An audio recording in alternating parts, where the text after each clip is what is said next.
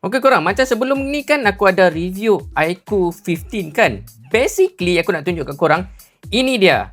Ini iQOO 15R. Basically range yang paling baru, version yang paling baru dari iQOO sendiri. So untuk hari ni aku nak unboxing and bagi sneak peek sikit apa yang special dengan iQOO 15R ni. Let's go. Before that, sebelum aku unboxing, aku nak tunjuk kotak dia dulu. So basically kotak dia lebih kurang macam previous model juga.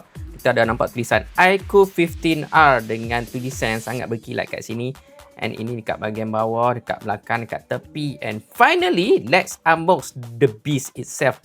So, untuk yang siapa yang tak tahu, bila kita sebut pasal iQOO, number one yang akan pop up dekat dalam kepala kita adalah dari segi performance dia.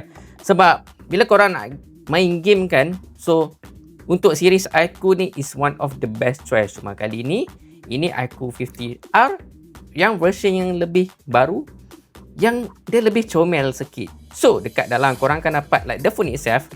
Aku tak nak buka ni dulu, kita tengok apa lagi kat dalam.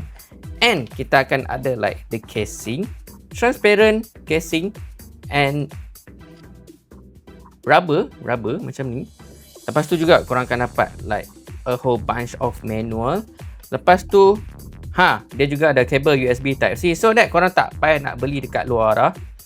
Next pula, korang akan dapat USB SIM eject tools macam ni.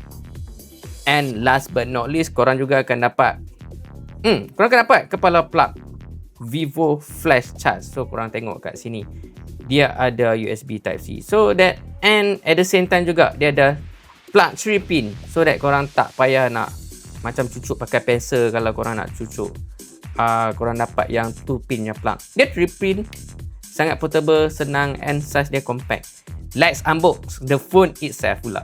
Next, kita akan buka plastik daripada handphone ni. Kita nak tengok bahagian dalaman dia. I'm so excited. Buka macam ni, dia tak susah sangat, so korang don't have to worry. Okay, done. This is it. The first impression, aku sangat impressed dengan design iQOO 15R ni sebab dia ada pattern petak-petak yang green. And setiap satu kotak ni dia ada lah another pattern tau. Let's zoom in. Okay, ada nampak tak korang tengok? Dia ada tulis iQOO. Lepas tu dekat belakang ni ada like petak-petak, memang sangat cantik.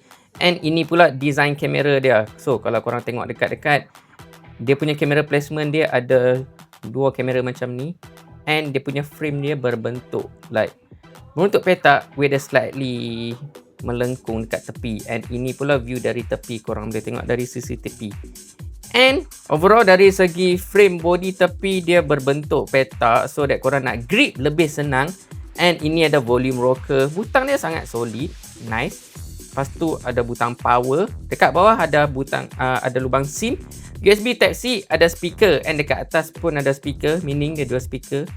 So macam ni lah keadaan dia. And aku nak buat comparison dengan iQOO 15 lah. Lepas tu, in case you guys wondering, ini adalah side by side comparison dengan iQOO 15. And ini pula iQOO 15R. iQOO 15, iQOO 15R. So korang boleh tengok dia punya comparison dia. One of the reason aku sangat suka dengan brand iQOO ni sebab dia punya pattern belakang dia sangat menarik. So bila kita tengok dekat-dekat nampak cantik, dari jauh pun nampak very unique and very stand out. Next, let's talk about performance dia. Dekat dalam dia pakai chip Snapdragon 8 Gen 5 dengan super computing chip Q2 and network enhancement chip. Meaning performance dia lebih bagus and dia boleh handle network dengan lebih stabil dengan chip-chip ni semua. Lepas tu pula dari segi bateri, dia ada 7600 mAh bateri dengan 100 watt fast charging.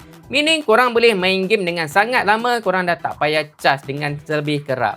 Lepas tu let's talk about display pula. Dia ada 1.5K 144Hz refresh rate display dengan super touch control chip. Maksudnya bila korang main game, dia boleh jadi ultra responsif lagi bila korang main game and tekan-tekan screen. At the same time, visual pun akan nampak lebih smooth. Lepas tu dari segi cooling pula, dia ada 6.5K large vapor chamber. Maksudnya bila korang main game, bila dia panas, vapor chamber dia lebih besar and lebih luas. Dia akan make sure device korang lebih stabil. Bila korang main game lama-lama, dia tak mudah untuk overheat.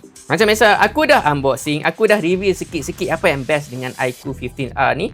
Macam biasa, korang stay tune for full review. Kalau korang ada suggestion nak aku main game apa, leave the comment below. Ha, macam